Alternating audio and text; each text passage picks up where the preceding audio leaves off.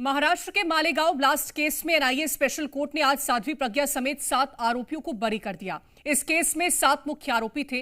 Court ने अपने फैसले में कहा कि बाइक प्रज्ञा की थी और कर्नल आरडीएक्स लाए, ये दोनों बातें साबित नहीं हो पाई हैं। वहीं पीड़ितों के वकीलों ने कहा कि वो एनआईए कोर्ट के फैसले के खिलाफ हाईकोर्ट में अपील करेंगे।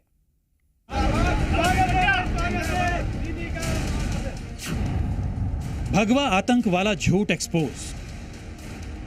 साध्वी प्रज्ञा ठाकुर को उस पल के लिए 17 साल इंतजार करना पड़ा। महाराष्ट्र के मालेगांव ब्लास्ट केस में एनआईए स्पेशल कोर्ट ने साध्वी प्रज्ञा समेत केस के 7 आरोपियों को बरी कर दिया।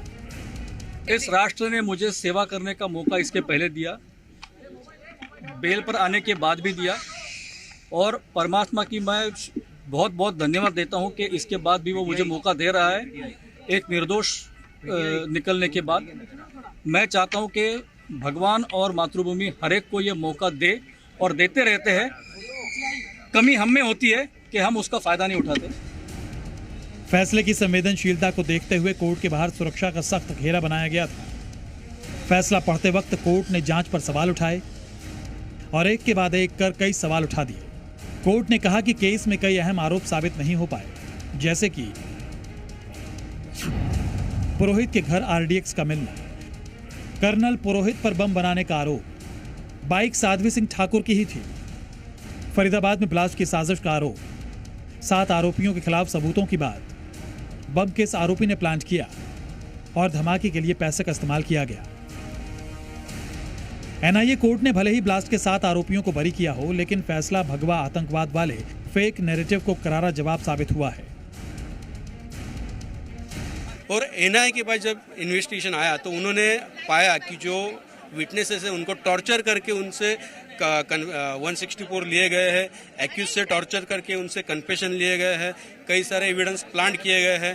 जो हमारा एक्यूज था सुधाकर चतुर्वेदी, उसके घर पे आरडीएक्स प्लांट किया है एक एटीएस अधिकारी ने। वो गाड़ी पे भी वो बॉम्ब लगाया था, ये प्रोसिक्यूशन प्रूव नहीं कर पाई। भोपाल से बीजेपी की पूर्व सांसद साध्वी प्रज्ञा ठाकुर कोर्ट में मौजूद रहीं। उन्होंने कोर्ट में अपना दर्द बयां किया और वो रो पड़ी। फैसले से पहले साध्वी प्रज्ञा ने कोर्ट में कहा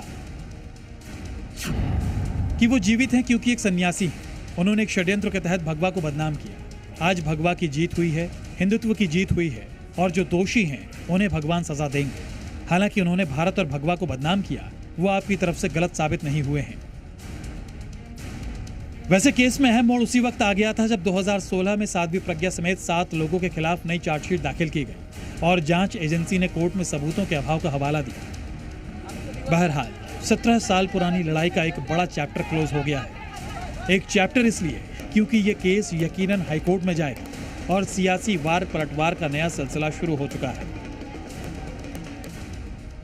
लेकिन एक सवाल का जवाब अभी मिलना बाकी है। आखिर इन 7 लोगों के बहाने भगवा और हिंदुओं को बदनाम करने की साजिश करने वालों को कब गुनहगार ठहराया जाएगा? ब्यूरो रिपोर्ट, जी मीडिया।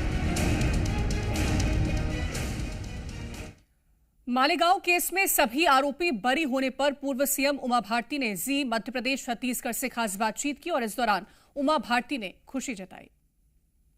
गांव ब्लास्ट कांड में आज देखेंगे कि साध्वी प्रज्ञा सिंह ठाकुर सहित तमाम लोगों को जो है बरी कर दिया गया। मैं काफी कुछ जानते हैं इस मामले में, क्या कहना चाहेंगे आप? मैं कोर्ट के निर्णय का अभिनंदन करती हूं और रिलीफ नहीं है, ये बहुत बड़ा न्याय है।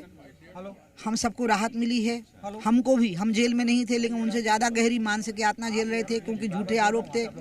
हिंदू बहुसंख्यक समाज के द्वारा अल्पसंख्यक समाज को धमका करके वोट बैंक बनाने की तैयारी थी। कांग्रेस अपनी वोट बैंक की नीति साध रही थी, उसमें पूरे हिंदू समाज को कलंकित कर रही थी और वो कलंक करने के लिए उन्होंने कुछ शिकार चुने, जिसमें आर्मी का एक अधिकारी चुना, एक साध्वी चुनी और उनके साथ और साथियों को चुना। और भी बहुत लोग पकड़े गए, जेलों में यातनाएं झेली। आप जब प्रज्ञा सिंह ठाकुर जब जेल में थी, आप मिलने भी गई, उस समय आपने बताई वहाँ किस पीड़ा से वो गुजरी है। मैं सोच रही थी कि प्रज्ञा बहुत कष्ट में इतना झेल चुकी है, तो शरीर तो बता रहा था कष्ट झेला, लेकिन चेहरे का तेज तो सूरज के जैसा चमक रहा था। उसने मेरे आंसू पहुँचे, मेरे को गले लगाया, मुझे चुप कराया, शांत कराया।